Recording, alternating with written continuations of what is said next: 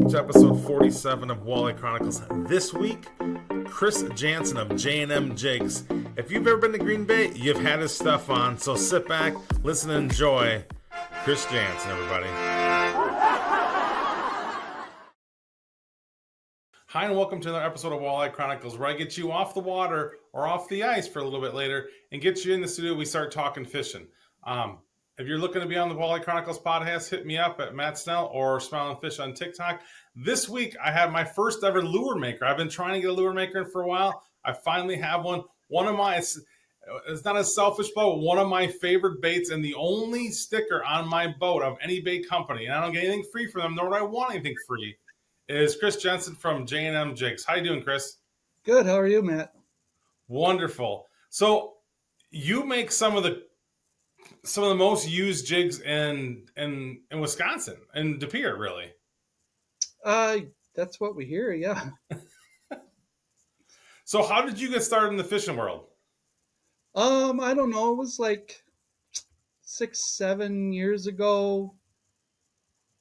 I seen on Marketplace a guy in Nebraska was selling out his baits or his company, so I just shot him a really lowballed offer on all his stuff, and he took it, and we just kind of started from there. Just got tired of paying so much for cheap jigs and cheap paint jobs, and decided let's do it ourselves. So had you done anything prior to that for doing jigs? No, nothing. Nothing. You just jumped right in then. Oh yeah, we did. We painted up a bunch and took them to a couple of our friends, and they were like, "Hey, you guys should sell these." We're like, okay, let's try it. And hit up a couple of local bait shops, and they got them in there, and then it all went from there. So it was a learning curve. What was the learning curve like for you guys? It was pretty tough. I mean, just everything about it. It was just from how we're going to paint to the process of that. That took us probably 3 years to really get the paint down to how it is now.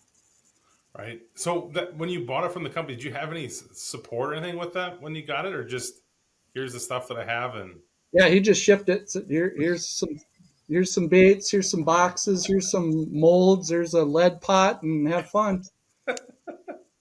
So yeah, everything was a learning curve. I mean, from what temperature do you run the pot at? How hot do you got to get it? How are these baits gonna pour?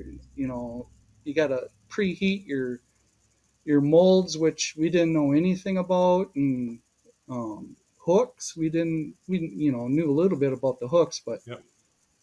And that was which ones do we want to use, and the sharpest ones on the market. What's the best thing out there for us to use? Price wise, that's always a big issue. Right. So what do you guys come up with your paint colors? You got some absolute crazy paint colors here. Yeah, blow my mind.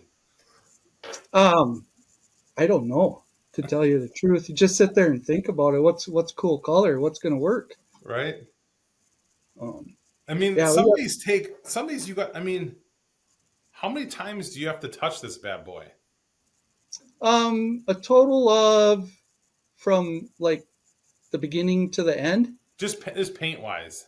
Paint wise, 4 times. Wow. Once per color, basically. Yep. So like the base paint's the easiest. Mm-hmm. And then everything else is just hand brushed on one at a time. So is it just you, or do you guys got a little team of people, or what's just the company? Myself like? And Kelly. Just myself and my wife Kelly. Yep. And then our kids will help out. I mean, they do all the computer stuff. Okay. Website stuff like that. My son does some of the sales in northern Minnesota. Otherwise, it's just us two scrambling. Is this full time for you guys? Besides Besides our Besides full-time your jobs, yes. how many do you produce a year? Blade bait wise, the last couple of years there hasn't the blade bait bite's been a little slow. Yeah. So 5,000-6,000 last year. Two, two Whoa. years ago, we did about 10,000. Um, on average, about 8,000. That's Just crazy. blades. So you're making them year round. Oh yeah, there's no yeah, There's no stop. nope. Which one? What's the worst part of the process though? Putting the hooks on, hooking them. No, that's actually not too bad. I mean, if you don't mind getting stuck 10, 15, 20 times an hour, it's not bad. Because them hooks they're like little jumping jacks. I mean, they hop up and you got 10 hooks stuck to your sweatshirt. And yeah, it's crazy. Good hooks though. Yeah, they are. Um, and it's weird because you try to put different hooks on them and they don't work as well as those hooks. Even if you try to do something else and try to mess around a little bit, that split hook is needed. Uh, yeah, and we get numerous messages a year, as you would think that put a split ring with a hook on it. Well, it just don't work the same. Nope. They don't get the same vibration. You're gonna fall hook more often than not with this split ring and hook on it. Um, those split shank hooks just work the best with the blades. Right. And even the your clasp to go to them too needs to be super small. To keep Oh it hooked up. yeah, I think I use it like a size 0. Yeah. And oh yeah, always I've had some guys call and ask, but always use a crankbait snap, size 0, size 1. It's probably the best. So when you recently expanded into not recently, but you got a lot more jigs now. So you guys are doing hair jigs.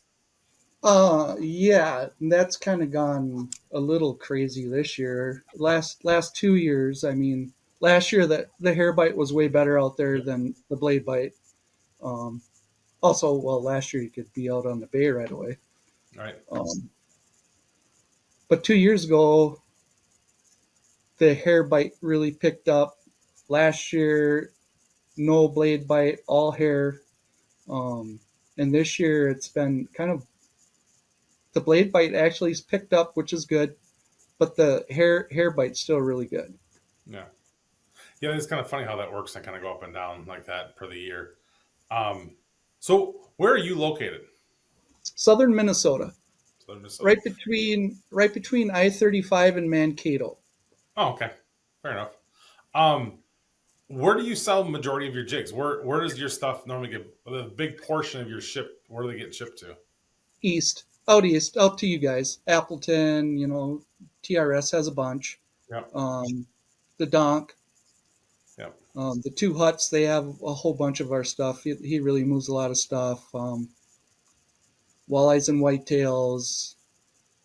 Um, a So I'm lot of getting at them. it's pretty funny that a guy from Minnesota has gotten that sells a ton of stuff up here in Green Bay. Yeah, well, that also started. Um, we've been going out to the Fox since I think 16 or 17. We just seen it one day, some YouTube channel, and we was like, we gotta go try that out. And we went out there and we were hooked. Yeah. So, and then stopping in at the hut to get minnows or whatever, and it must have been 19 or 20, I think, maybe 21, 20, 20 was the first year that we got out there in the hut. And we're like, you got to try our blades, And he's like, okay, just bring in a few. And then, the first couple of years we sold, a couple thousand to him. Hmm. And then 22 was Yeah. uh, the walleye opener, H2H. Yeah. And Yeah. that blew up. Yeah. Went through the roof then. Oh, yeah. It was crazy. We were actually, I bet you we were 4 or 5 boats away from Ted and Jeff. We didn't know. We were out there pre-fishing for the donk Yeah. for the tournament, we didn't have no clue what was going on. We knew H2H was happening, Yep.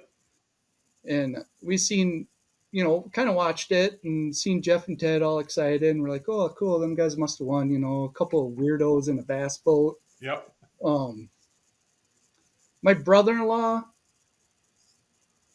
I think my brother-in-law called us. He's like, hey, you watching this? We're like, no, we're out fishing. Watching what? Like the H2H. They just won with your blade bait. We're like, what? And Cut then, that vacation short. Start making more. yep, that's what we did. We fished the donk, and then we're like, we're out of here. We got to get going. And it was just bananas after that. Yeah, it took off really fast. I mean, I had, I think the year before I had bought some, and I was kind of looking around because there's a lot of different. I mean, everybody has a blade bait now. It seems the last couple of years every company has one, and they all do little different things. But for me, I mean, everybody knows fish. Yours seem to fish. I see the fish yours easier than the other ones. Like some people use them big, huge ones, but yours seem to fish faster, easier, or slower, more finesse. It's kind of like I fish them. It's easier for me to fish them than it's some of the other ones. I feel like they don't snag up as much. I don't know why I don't lose more of them. You think you would lose more blade baits up there, but it's a lot of sand and stuff. Um, but yeah, I mean, I absolutely love them. The size, the profile, the wiggle, all that kind of stuff it seems to be perfect for up there. Uh, yeah, I don't know why. I think more people should lose them. I mean, it would help me out. But I don't know. They fish great. I and that's what we went after. We wanted something that would fish easy, Mm-hmm. um, and not, I mean, you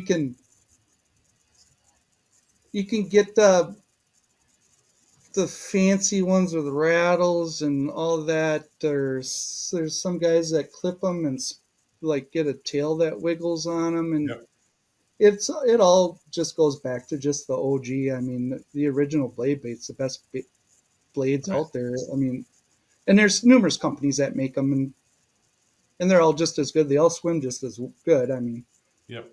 just you can cast some other guys' baits and a couple casts, and there's no paint left on them, and that's what kind of Right. got us to do what we do to make sure that the paint stays on a little bit better. Yeah. I mean, it's tough because you're banging on the rock stuff up there, but they still hang in. They really hold up really well. I mean, it's one of the ones that I have on. In the front of the boat. I always, five five rods hooked up, and I always have one on it where I'm at. If I'm in Winnebago or other places, and it's kind of like my search and rescue lure to get started every day with. Plus, Oh it's yeah, fun to fit. They're fun to fish. It's an easy way to. I mean, once you get the cadence down, it's a fun way to catch fish.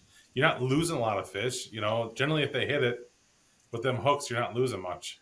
Everything's kind yeah. of They coming. hook they hook up and they stay hooked up with those hooks.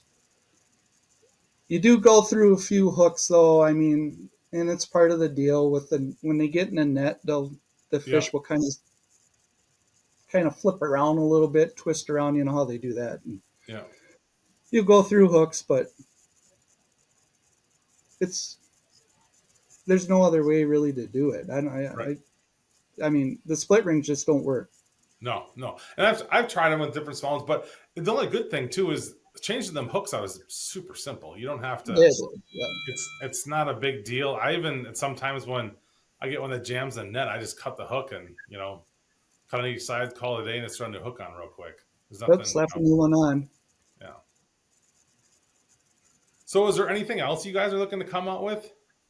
You guys gonna Uh, get into hard baits? Or are you gonna? I mean, rip and wraps are big up there, corner of the market. I don't want to paint ripping rams. I got enough on my on my books right now that keep me busy for a long time. I mean, once we get through Green Bay, we start the season over here, and we've got a few stores over here that keep us busy with our regular jigs, and a couple resorts up north, the Grand Rapids area that go through jigs like crazy, and so I don't know, hard baits. We got something we're looking at that we're gonna try this summer maybe and see how it goes.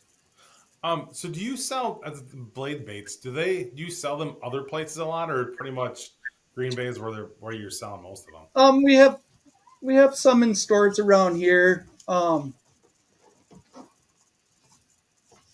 There people I kind of cut my teeth on pool 4 with blades. Okay. There's a couple of old river rats over there that um, were really good at blade bait fishing that kind of got us hooked on Mm-hmm. it. Um, Dean Marshall would be the main guy. He over at the boat center. Yep. Just he is just great with a blade bait, just unreal. Um, a lot of people don't know much about blade baits. I mean, they're old school. They've Yep. been around forever, just like hair. Hair's been Yep. around forever. Right. It's funny how them things come back, and a whole new generation of people have no clue about hair, Right. about hair Yep. jigs. I mean, I remember as a kid, everything had hair on it, right? You had your pink and your white, and your yellows and all that stuff, and it was everything you had some kind of version of hair on it generally. Oh yeah. Yep. Yep. Yeah. And I remember blade baits in my dad's tackle box. I mean, I don't know if he knew how to fish them, but he had to have them. So yeah. Right. I mean, it's a learning curve to fish them, to figure them out. I mean, you can overwork them real easy. I mean, slow finesse is the best way, and they're a cold water bait. Yeah. So Although, I mean, I've had success year round with them. I think it, depends what the fish are looking for. I think sometimes get that angry bite. At least on Bago, I've had some success with them over here too as well, and in the rocks and stuff like that. So they've yeah, been, I've caught fish up on Mille Lacs in August with them. I yeah. mean, they'll work if something ain't if your leech and your slip bobber ain't working. I mean, that's what you do on Mille Lacs. I'll throw a blade bait at them, and they'll pick at them. So tell me about your fishing history. Do you remember your Uh, first fish? I mean, I remember as young as I can fishing with my dad. Um, that was the old throw a spoon out the back of the boat and troll around for pike, which I didn't really start fishing for walleyes until I was like 16 or 17. Until got my license. Let's go try something different. Yeah. So um, So was that like when in high school where you have a group of friends that are down fishing all the time and yep, getting in buddies trouble? that fished when we'd head out, and it was all short fishing back then. And there's plenty of rivers down here, that you can go slide up on the bank and toss a jig in a plastic or a jig in a minnow, and you're catching fish. So that's where. And then I moved up north to the Grand Rapids area and really got into it, fishing Winnie and Mhm. Leech and down to Mille Lacs quite a bit. That was during the late 90s, early 2000s when the walleye boom was big time on Mille Lacs. I mean, thousands of fish and um, musky fishing. We did a lot of musky fishing, 3, 4 times a week sometimes. Wow, that's a lot of Um, musky fishing. I can't anymore. My wrist and arms would fall off if I even tried doing what we used to do. Right, flinging that stuff around all day long. I feel like that's a young man's game. Oh, it is. Yep. Yep. So, a little bit of tournament fishing, and we did most of that down on Pool 4, just local tournaments. Hey, listeners, let's talk outdoor streaming. What is the best outdoor streaming platform out there? Well, it's simple. It's Fixed TV. Not only do they have this great program, but they have all kinds of hunting and fishing shows along with some weaponry shows. So when you get bored and need something to do, get your fix with Fixed TV. And when you're done with that and you have that fix to get out in the outdoors, jump on therealshot.com and get everything you need to satisfy your fix. Fished all of Dean's tournaments down there. Tried to, anyways. Is that something did you like fishing tournaments? Did you want to expand more into that, or didn't it really catch you? Well, I don't know. Every time we fished, we finished in the top 10, but it was always, I don't know. It took the fun out of fishing, where it was always you gotta You Oh, gotta fish for the weight or the next fish or yeah, whatever, to where it's like I just want to go out and catch fish. I don't care. yeah, that So makes sense. Yeah, it can be that accidentally stress, but the fun relaxingness of fishing kind of goes away as you put money on the line sometimes. yeah, I mean, yeah, it does. So And then, do you remember go your ahead. first boat? My first what? Your first boat?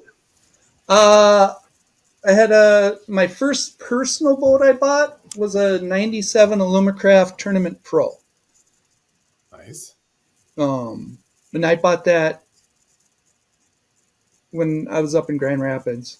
It was a perfect boat for bebopping around Winnie or Leech. I mean, it was still a little small for them lakes, but you went out and pounded the waves with it. I mean, So did you do anything special on that first boat to kind of make it yours? Is there anything you want that you had to have that you're like, I want it to this way, and get it and kind of change things around?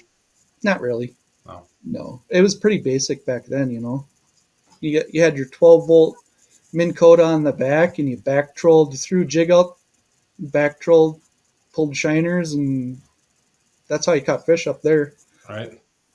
Once in a while, pitch, and then you put the bow mount on front so you could go chase muskies around. So After you'd the move it morning back and flood. forth? Huh? You'd move it back and forth? No, I mean I had a bow mount and Oh, and the rear transom mount, and that was big time back then. oh yeah. Um, You don't see many of those anymore. the transom mounts? Yeah. I know. Uh, so as, were you ever making jigs or doing that kind of stuff back then? Tinkering with No, stuff? not at all. No. Just paying the price in the store and Yeah, there was a couple guides up there that made jigs, and that's who jigs we always used. Jeff Sundin, actually, he was like one of the first guys to come up with like a teardrop jig, okay, yep. Buckeye Shorty, I think he called them, and that was our go-to. He had this green color, and I can't find that color for nothing, and I it always was like best color. so I recently got into doing some of my own stuff, basically hair jigs. Um, and the painting thing is difficult, right? I mean, it's tough to figure out. But what I find the hardest part, well, a lot of it's hard, but what really frustrates me is trying to mix the colors to get the color you want, right? Oh You yeah, have like this, yep. you have this thing in your head, like I want this color, and I look online and it says this plus this equals that, and you spend an hour and you have a color that looks nothing like what you're hoping for. You're like, well, I just waste all that paint and all this time to get something I can't use. Right. Yep. It does. Yeah. You put a dash here and a dash there, and Right. it's not even close. Yeah. And then God forbid you do get it and you try to replicate it later on. You're never gonna replicate Right. it again. I did a couple that I really liked, and I'm like, and I had my tournament partner. I gave him a couple, and he's like, "You should make more of these." I go, "Dude, I tried, man. I couldn't. I had a couple stuff left over, mixed them together, got that color, and I haven't been able to get back to that color yet." Yep, that's the way it is. Most of our paints, or all of our paints, we order pre mixed. Okay. Um, I suppose and, once you got it, you keep an idea of what you want and go down from there. yep. So like we order most of our paint by the pound. So um, all our base is like an automotive paint. That's what I was wondering. So it's a little thicker paint, I think, than like what's that, Protect paint. Yeah. And you brush it on, not spray it. So like our base is all like a fluid bed. Okay. So you pump air into it, Yep. and it fluffs up the paint, and you get a good coat of paint on it. I mean, and with the powder, less is more. Hmm. That makes sense. So then you got to control your heat because you're preheating everything and then dipping into the paint. And then you can't have it too hot for the next layer because then that'll bleed through. And then you can't have it too hot for like the stripes because then your brush is going to stick. And yeah. So, have you had any like happy mistakes? Alice, you discovered something. You're like, But, oh man, this is awesome though. uh, not really. Um, I don't know. I can't explain the colors. I mean, it's just weird. You just something pops in your head. It's like, oh, that'd be kind of cool, and then paint it up. And it's like, yeah, hey, let's try it. Do you have any colors that you use that you not sell? You perfectly like only make this color for myself or this combination for myself? Just this. The only ones I get to fish with are like the factory thirds, the terrible ones. Yeah, that's what I get to keep. That's funny. I have Yeah, yeah, I have seen you up there a few times in one of your favorite spots there off the park there. I won't yeah, mention yep, yep. where, but we've jockeyed for position with each other a couple times in there. Yeah. Um, Max has kind of come in and pushed us out a couple times too. oh, it's fine. So you fish? Okay, so did you fish the snowstorm a few years ago? No, I was there. We didn't fish it. Oh, yeah, that was one of the craziest days I think I've ever had. Yeah, when was that? That was a couple years ago, right? Two, 23. 3 years ago now. 3 years ago now. Yeah, it was pretty crazy. Um, Yeah, that was a lot of snow. Holy yeah, cow! I think it was. It depends who you talk. Anywhere from 8 to 10 inches. But yeah, the boat was. Although I have to say though, once my boat finally dried out, it was probably the cleanest my boat has ever been. Yeah, You know, that's having a lot of four guys guys said. trample the snow down your boat into that foam all day long. I mean, I cleaned it. I mean, it was nice. I mean, it took 2 days to drain out, but once it got clean, I'm like, this is gorgeous looking. Yeah. And Yep. I'm still surprised no one fell in. Like my boat, anybody's boat, because even walleye boats, there's not a lot of room in the front anymore. And you have four guys, somebody's all over the place, everybody's standing in the back, and I thought for sure we'd see people plunging every now and then, and everybody stayed out of the water. Yeah, everybody stayed pretty safe that day. There was a lot of I seen super red fingers and Oh, rosy cheeks that day. right, yeah, we had. I brought the Mr. Heater along that day just in case, just to warm your hands up. And I'm like, thank God, because they're giving me so much crap. Because what people forget about that morning is when we were launching, it was gorgeous. It was 38, no wind, no nothing. Yeah, No, it the was. snow hadn't started yet, and I think it started maybe 10, 15 minutes before the tournament started. We got out in the water, and all of a sudden it started snowing. I'm like, okay, no big deal, a little bit of snow, and then it just started sticking and kept coming down, and it got kind of comical after a while. We came into town. I think it was right like around 10 or so, and I was like, holy cow! You couldn't see like the road. Yeah. 41, you couldn't see anything. And then we got down by the stadium. I cut in by the stadium for some unknown reason, and I blew a stop sign. I couldn't stop, and I'm like, here we go. And uh, luckily, we made her there with no wrecks. Dropped my nephew off at the park because he wanted to fish, and he stood over there in knee deep snow and fished all day. Um, and we stayed over. We were over on the other side of the river that day at replay. Mm.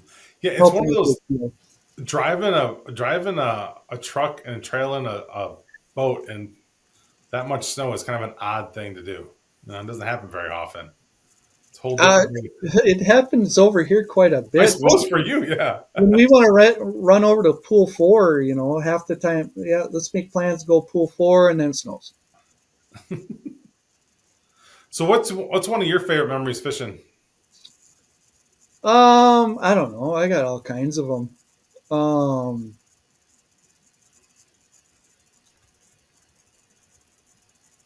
One night, me and my brother-in-law went out middle of the night. Like I think we left town here at like 10 o'clock at night, and we were gonna go hit some spring spots.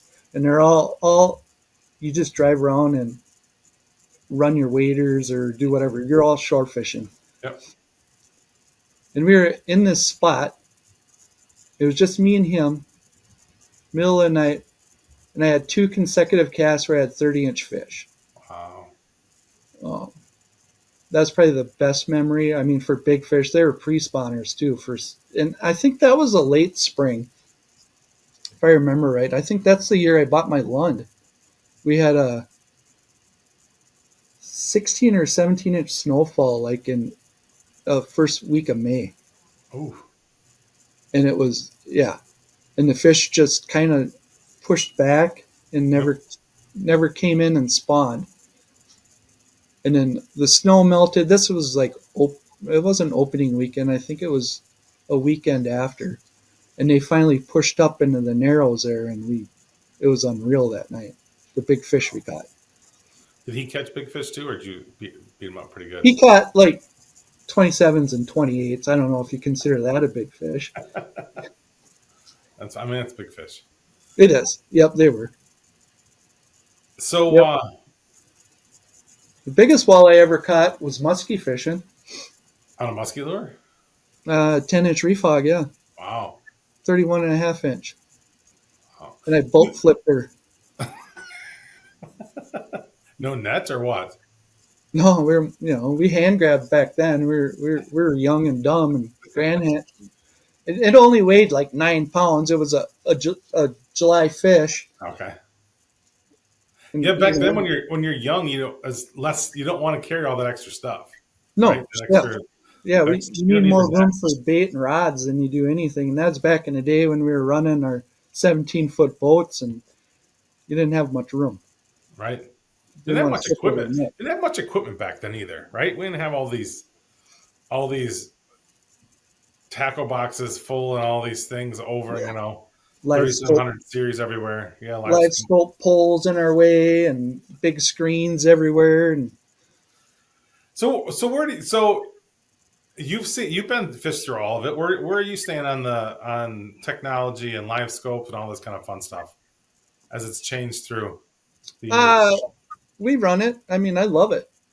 It you can, especially when you do baits. When you're selling baits, it's fun to watch, and it's educational to watch how these fish react in the spring on these blade baits or hair or whatever you're tossing. Mm-hmm. I think it's made me a better fisherman with blades. And I've had active target. I'm a Lowrance guy for 4 or 5 years now. When I got it when it first came out, and it's it's made me better with the blades. Right. It's hard to describe it to people that haven't seen one yet. It's like I can't even tell you what. Just come sit in a boat with me. It's hard Yeah, to describe to people what's happening. and I catch way more fish. We've got a seasonal up on Mille Lacs, so that's kind of our home waters now. Um, and that's been a game changer up there. I mean, we're tossing slip bobbers. That's all you do up there. Yeah. Um, and you're just scoping them and tossing at them and That's a trying to get fun them to react. And yeah, that's a fun gig.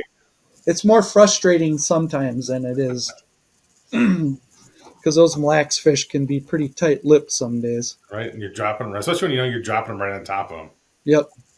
It's all, but I think it's one of my favorite ways to fish with live scope is slip bobbering. It just, Yeah, power corking is fun.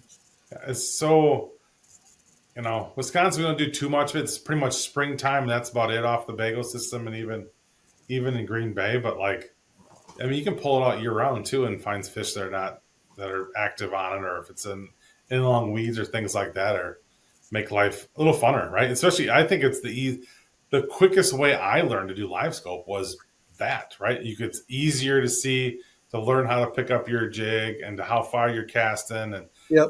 although I'm a construction guy by nature, I could not figure out 30 to 40 feet off my boat.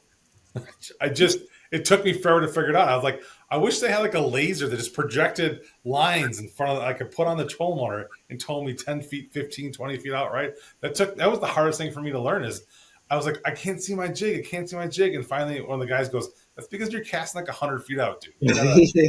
You gotta wheel her back a little bit here and keep it in the circle. So Yeah, that's we had a hard time, and we still do. I mean, sometimes you just jettison a jig out there, and it's like, right. what the heck was I doing? But whatever. I mean, it's still, it's I can't. I don't think think I could fish without it now. And that's probably what everybody wants to hear that hates it, but Right. it's just so fun. Yeah, it is. I mean, it's sometimes it has like I don't want to say it has its places, but a lot of times I don't look at it as much if I know the fish are there and I'm in rocks. It's I can pick them on at the river. It is what it is. I don't really pay too much attention to it. Or in Green Bay, I love in Green Bay where all of a sudden you just see them huge schools of just biomass of fish coming. And you're like, oh, I don't need to look at this no more. I just need Right. to get to work and pay attention to the tip and catch me a fish coming up. I know on the fox, I use it a little bit, but you got your spots, Yeah. All right. Yeah. and you just out there, you're pitching. Yeah. And there's so many fish in that system on the good years. Like last year was just a weird year, Yeah. but there's so many fish in there usually that between the whitefish and everything else, you can't really tell the difference. I mean, Right. um, in and it's them walleyes just don't stay put. And that's one thing like I learned over the last few years using active target was they move around a lot. Right. Yeah, I always thought they would go up and just kind of hang out and wait for their time, but it's almost like a racetrack. They're constantly just moving in and around up there. It seems like Yep. sometimes they drop down, to the bridge or other places to the flats down there. They work their way back up. It's like they're never, like you said, they're never in one spot. I mean, like a day maybe, and they kind of just keep moving around, keep moving around. I know in the spot that you Yep. they're constantly filtering in there though Hmm. on the years that the fish are there. And I don't know, I haven't figured out why. It's probably less current up there. I suppose there's a little more bait up there. I don't know, but it's always seems that's my first spot I always go to, Right.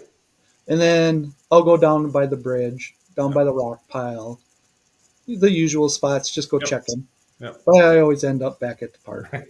There's so many spots too there. There's so many places on that river. Yeah, there You is. drive past, and I'll go driving from, and I'll check the spot up there out, then I'll go drive down the bridge. When I'm passing all this stuff, going, you probably should check one of these spots out. You could Yep. literally just float down the river and jigger things up. And I really don't spend a lot of time in the channel. I mean, every now and then I do, but not very often. There's so many other things to fish. And so I guess things that I like to fish. I'm not a big. I don't. I grew up being a jigger and jig fishing in the spring, but to me, jig fishing in 35 feet of water with all those people is kind of a pain in the ass. Yeah, no, I don't fish. I never. You won't see me out in the channel. I'll go run, even run out to the up by Metro. I mean, there's great Oh, spots out there too. right. And last year, I think we spent most of our time out on the bay, just because it was so much. Yeah. University Bay was just on fire last year. Yeah. Yeah. I don't know if it was a water level thing or what. It just seemed to be, Flow. yeah, nothing never really got going up there. And this year I don't know. It's they're rocking and rolling now. It's awful early, but I don't know if we're gonna have the way the weather's been here lately. If we're gonna have a lot of high water, I thought a week ago we had a big snow, or 2 weeks ago we had a big snowstorm. We had a rainstorm. Like, oh, this is gonna be a great year. And all of a sudden, it's been sunny and 50s and windy, and everything Well, just kind of blown off. there's still frost in the ground, so all this rain and everything is just kind of runs off real quick Yeah, and flushes out, and then we're back to where it was before. The snow helped, so that'll melt slower. I mean, we had a big snowfall here too. I think we got like 8 inches. Was it last Wednesday? I think you guys got a little bit of snow out of that. Probably more rain. yeah. We've been gone with snow. We haven't had snow for a week and a half now. It's been gone. So, Yeah, but we did get the muddy water back, which I think is a kind of one of those indications of the high water we're going to have. Right, that chocolate milk at least one time a year. That we had a few years ago, and it was just terrible. But last year was pretty clear. I mean, as clear as that can be. But there wasn't no of those big chocolate milk days that came through. yeah. There wasn't no flow last year though. Right. That's why them fish never came up. Although we did really good last year trolling at night. I was going to ask you, do you do the night trolling, and how do you like Oh, that? oh yeah. When we're out there, we sleep a couple hours, and the rest of the time we fish. And Right. we'll go in and eat and head back out and fish till 2, 3 in the morning, and then back out on the river at 6. So your goal is to stay out as much as Oh possible. yeah, yep, That's cool. So you do the crankbait trolling and yep. P10s yep. like everybody else. Do you roll the dice on putting all six out, or are you a four guy and kind of just weave around? Uh, usually do 8. Oh, okay, because you're doing multiple people. Okay, so yeah, Yeah, we've got you're 4 guys. I mean, 8 rods is enough to handle. I mean, it's a lot. That's a lot. I run the boat and run the rods or Yep. run the net. Everybody Mhm. else reels. So I don't care if I reel in a fish. Right. Especially at night, you got to have that one person that really knows what the hell's going on because everybody else is kind of having fun, taking pictures, this and that, and you don't really know. Some people don't have proper lightage on their boat and trying to figure out, especially up there, there's so many other lights. Like you can look off in the distance and go, oh, it looks like a boat, and then it's somebody's house light or this or Right. that, Yep. really paying attention to what's going on up there. Yep. Yeah. I mean, I'm watching where we're going, running the net, yelling at the guys. The boards are going back, and um, yeah. Last year we had a really good time. I mean, we caught most of our fish at night. Yeah. Um, and then University Bay, we pretty much trolled during the day or two out there, just to cover more ground. Yeah, that was pretty crazy out there. It was really good. Right. There's nothing better than I think, especially up there at night, is when you're trolling through there and you got the side image on. You just look down and it just fish Just, everywhere. yeah, just it was like, Out oh, there, right? fish everywhere. Yep. Yeah, I think we. So I had my nephew, my son, and then a buddy of ours goes out, and Gavin. We had Gavin, my nephew, reel in a 55-inch muskie, and then we had a sturgeon. I don't know how big it was, but its head was probably as wide as this computer. And we had him on the same time. We must have snagged him probably. Oh, Come through the bridge and then made our turn to go head towards the softball parks there, mm-hmm. or Brown County. And one board went back, which was the muskie, and the other one went screaming back. And we had the muskie up a little ways, and we seen the sturgeon jump. We're like, oh, geez. My buddy I'm like, we got to get this muskie in. This is Gavin's life right here. He's never Mm-hmm. caught a muskie. He wants to catch a muskie. This is all that Yeah. matters. He's just held it and broke it off. But we ended up catching 2 more sturgeon that night, Wow. and I don't know how many. I mean, the bite that was like seemed like that was the only time the walleyes were coming up or even active were Yeah. at night last year on that river. Right. People forget how many big muskies are caught or don't talk about. There's a lot of big muskies that are caught up in the spring up there. Oh yeah, and Crazy. how many people fish that river for the spring muskie opener? Yeah. Right. That's just crazy. I mean, I don't know how many big muskies we've seen caught in that river in the springtime when we're up there walleye fishing. Right. And it's also, in the fall, I had a friend that kind of turned me on to it, I don't know, 5, 6 years ago. The fall run up there is pretty good for walleye. It's not as big, not like the big 30 inches, but you can go up and have fun with 24 to 27s pretty much all day and all night. And it's also great muskie fishing. I mean, there's been days where we go up and we'll catch, 10, 15 nice walleyes and 6, 7 muskies along with us. It's like, and we're just pulling Selmos, right? Whatever's there, they're putting that feed bag on in the fall and having at it. Yeah, I see that Brett is always up there in the fall trolling for muskies Yeah. and does really well on that big flat there. Right. That's why in the fall I change over and I have to put leaders in all my stuff, put some wire because otherwise I just lose stuff left and right. Because the first time I went up there, I'm like, oh, we're doing, walleyes, and people had told me, hey, be careful, you'll catch a muskie or two. They're in there pretty thick, and we lost a bunch of stuff the first time. Like, okay, well, we need to put a little something on here to save some money up here. I It's always a run. magical place. I run with a heavier leader, anyways, with the mainly with the blade baits, but I'll run like a 12 to 17 pound um, leader on all my walleye rods. So you do, so what is your setup under what is your setup for blade bait fishing? Rod, reel, So braid. blade baits I'll usually run, and we're JT people. We staff for JT, so I'll run the 610 or the 7.1 JTX, medium light, extra fast.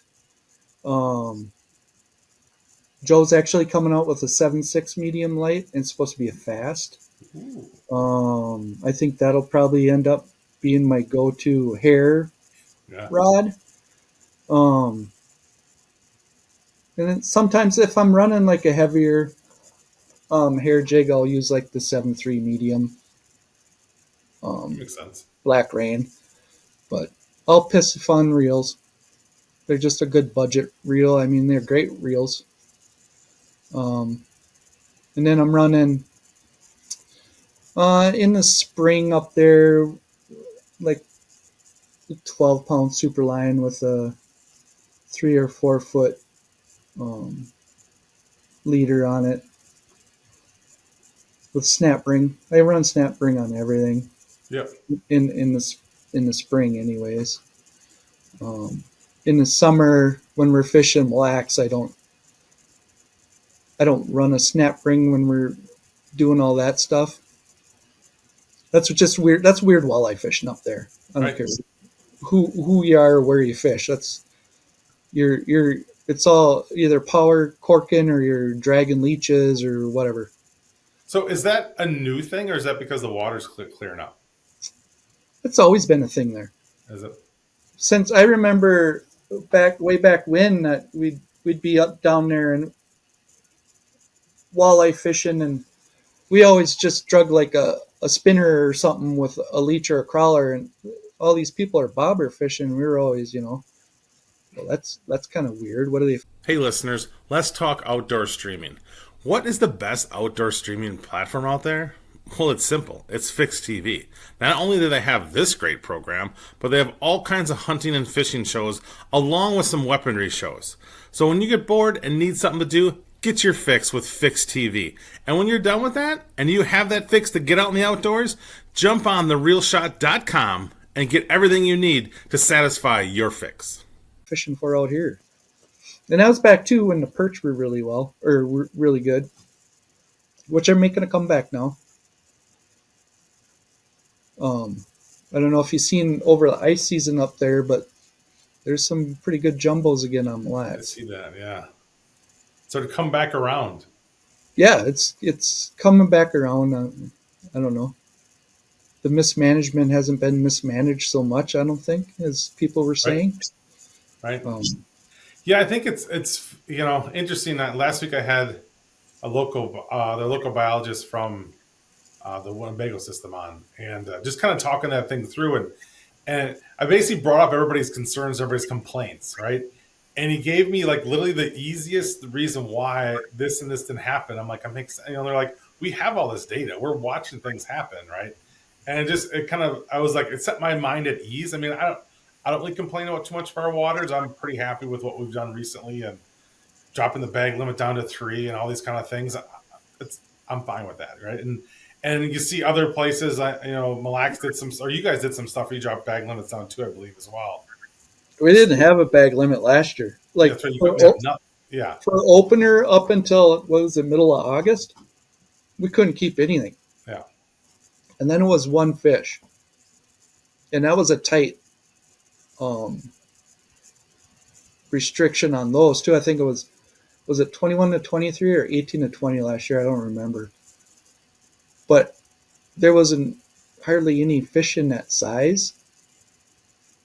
I mean, you could catch. I was catching eater size walleyes, 15 to 17-inch fish, one right after another, as fast as you could catch them. Um, but no big ones anymore. And I don't know if the big ones had just got old and died off. right, Once in a while, you'll catch like a 27 or a 28, but it's not like a few years ago when you were catching 29s and 30s.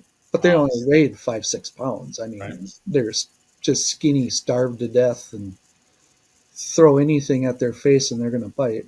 right.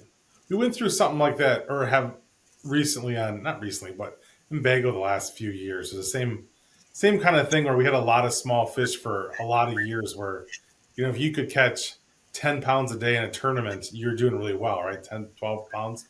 And now it's jumped up where you got to be rolling 20 pounds, or now you see more of these 20-inch fish, in which before, if you caught, back in the day, if you caught, five 20-inch fish in a month, you were super happy. Now you're catching that in a weekend. You're like, hell yeah. I was talking to him. I'm like, I think we're going to see somebody catch a 30-inch fish on Bagel next couple of years. I just feel it coming. I think we're finally getting some of these fish are kind of getting up in age class, and we want to grab one of these next few years.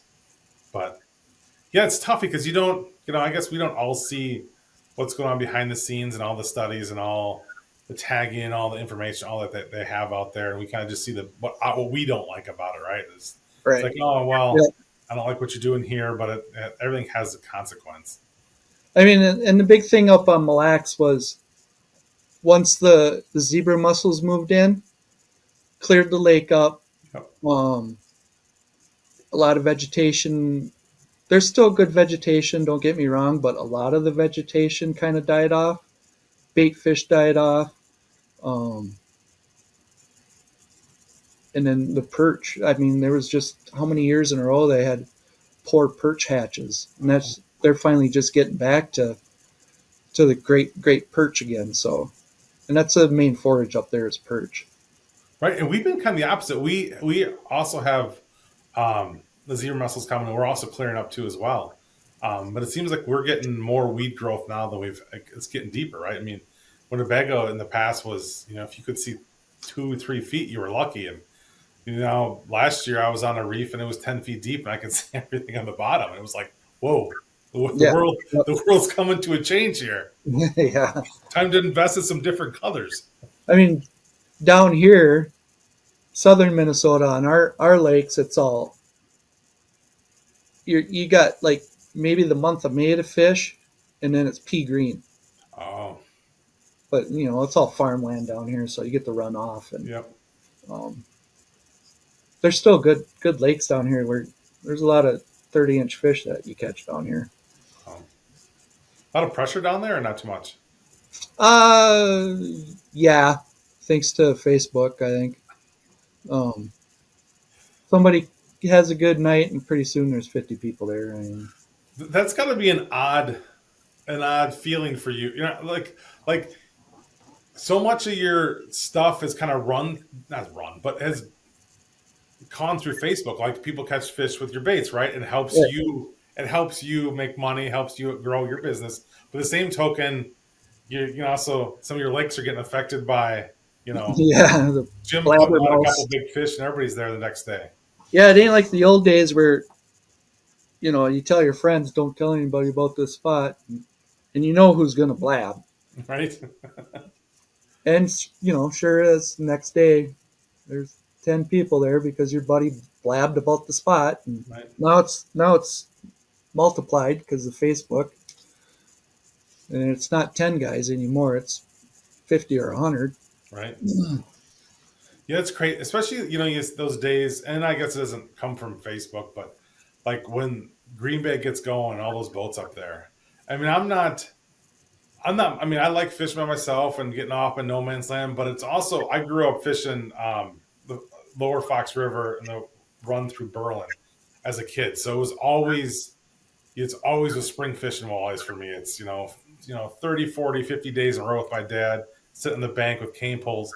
So it's kind of like a magical time to me. So I always love to go up there once a year when it's just 1,000 people, and just kind of it's sometimes it's odd the amount of guys that are on that system.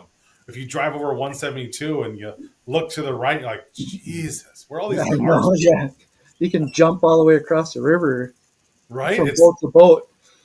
It's crazy to me that just that many people out there. And yeah, it can get annoying, but it's like just the thought of that. It's like it's I don't know, it's kind of like a blast from my past when I was a kid, when there was a bunch of guys out all the time too as well. I mean, on a bigger scale, obviously, but pretty crazy. Pool 4 is like that too. And Pool 4, if you go up to the dam in the spring, Oh, it's bumper boats, and it's crazy up there. And in the fall too, you got that Saga run in the fall, Yep. um, and that can be bumper boats too. I mean, but I don't know. Sometimes you just got to go up there. You got to go up there and boat the first fish, and then head downstream. Right. That's funny is you sit where you live, I sit where I live, and there's this huge river in between us that doesn't get a lot of pressure. It seems like. I mean, it does in the spring, but for most part, the Mississippi is pretty much untapped by people. I mean, I've been trying over the last couple of years to force myself to go over there and fish and get over to La Crosse and down through Des Moines and do fish all those areas to kind of just explore and fish them and stuff. And there's hardly anybody fishing on them. No, And it's so much ground and so much fish over there. yeah, not down that way. From La Crosse on down, it's pretty quiet. Yeah. Um, from Pool 2 on down, it can be a lot busier. Yeah. To Pool 4, I mean, you get down past Wabasha, probably is where it gets pretty quiet. You get past Pepin. Yeah. You get past Pepin, and it's pretty quiet.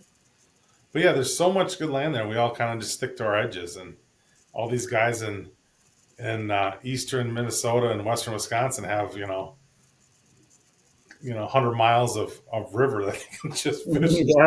Yeah. Wing dam after wing, because wing dam life's kind of fun. So I went out pre-fishing for NWT last fall and just kind of messed around in the cross. And wing dam fishing is a blast. If you don't break nothing, right? Or yeah, right. We throw, I don't know how many blades of ours are stuck on the wing dams up there but so that, I mean, there's big fish up on the wing dams up there. Yeah. Especially between the Y there, on the Wisconsin side, the dam side, Yep. all those wing dams up that way. You just go hop up. There's 3 or 4 there. Yeah. And just pitch each one. I mean, between blade baits and crankbaits, there's. Oh God, yeah. Yeah, run me a crankbait over there. We're pretty happy, man. I actually tried taking because I was losing a lot of blades. You almost have to fish. You have to fish them the blade baits a little differently up there, and I was losing so many. I took the front hook off for a while just to figure out what I was doing so I could save some, right? Because it's like, oh my God, I'm burning through these things fast. I'm not really learning much yet. Because every dam's slightly different. There's always there's always a stump or a log or a big rock that's stealing your baits left and right on every single wing dam. There's something.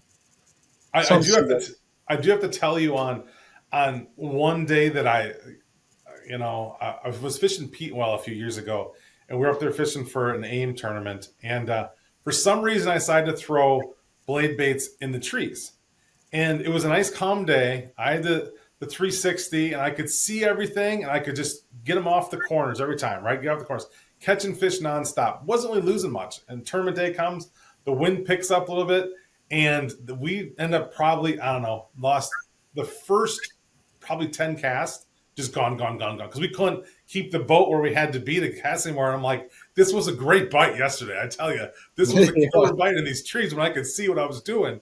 And now I can't see nothing. Now I'm just pissing stuff away left and right. Oh, yeah. Yep. Yeah, it'd be fun to go out Devil's Lake and pitch blades and then right brush. I mean, it worked well. I mean, I had the day before, I had just a blast, and I'm like, oh, we got this tournament. We're going to catch a ton of fish. And then the wind picked up a little more than it was the day before, and I'm like, well, plan B, I think, is about ready to come. Because I think the day before I pulled a 28 out of the trees, and I'm like, this is awesome. This is the coolest thing I ever did. But yeah, I think people, don't realize they've been around a long time, and you can fish them pretty much anywhere. You just got to change up a little what you're doing. For sure. Yep. Cool. Well, I'll get you on this last question here. So if you only could go fishing one more time, who you taking, what you doing, and where you going?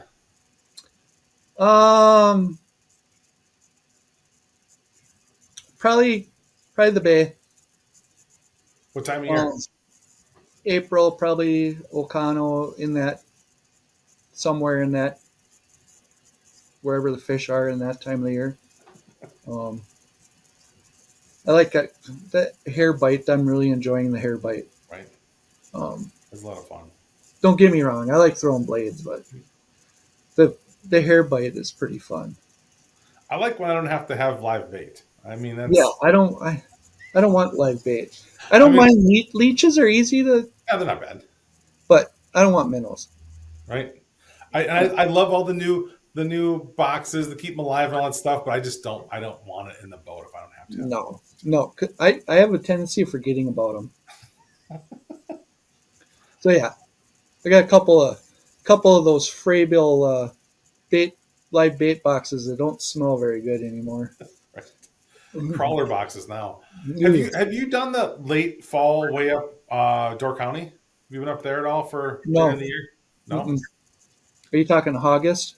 Yeah. No, I want to. That'd be fun. Yeah. You'd like that. It's a lot of fun up there. Um like That's where it's kind of up where them guys finished H2H last year, yep. right? Yep. Yep. Up in that Yeah. area. Yeah. Throwing those whatever you want to call them, search baits, Yep. death jigs, weight forward spinners is fun. Yeah. I remember there's a couple. I don't remember what they're called. It's funny because they're actually a kickback on they're a redo on a if older people Geary um Dearies. Erie Dearies, yeah. Yeah. Yeah, I actually picked a bunch of those up. There's an old Mosier's, I don't know, maybe a half hour from here that was recently closed and they went out of business. So I went and, because my dad used to take me there, I went there and they had a bunch of Erie Dearies. And I'm like, I'm just going to buy them because why not, right? And give them throw them out there. And I mean, they still work. And, not as pretty as I think it is now. They No. don't have all the spinner stuff on it, but they still work. It's the same basic concept. Yep. And you can still find the molds. Do it. Made the Erie Deary molds for a couple years, and then they got in trouble. Mm. Um, and there's a few molds floating around. But, I suppose if you dug enough, you'd find them. oh, sure. There's other things you can modify to do Right. make a weight forward or search bait, whatever you want to call them. Is that anything in your world you're looking forward to doing or no? Can't talk about that. All right, fair enough. With that, well, thanks for being on. It was pretty awesome. I love using your stuff, and the quality is good on it. And I always see you up there, so I wanted to give you a holler and see how everything was going, and just kind of get a chance to chat with you a little bit. No, thanks for having me. No problem. If you're looking to be on an episode of Walleye Chronicles, hit me up. Remember, there's two things you can do to make somebody's day a better day. One is you can give them a smile, and two is you can take them fishing.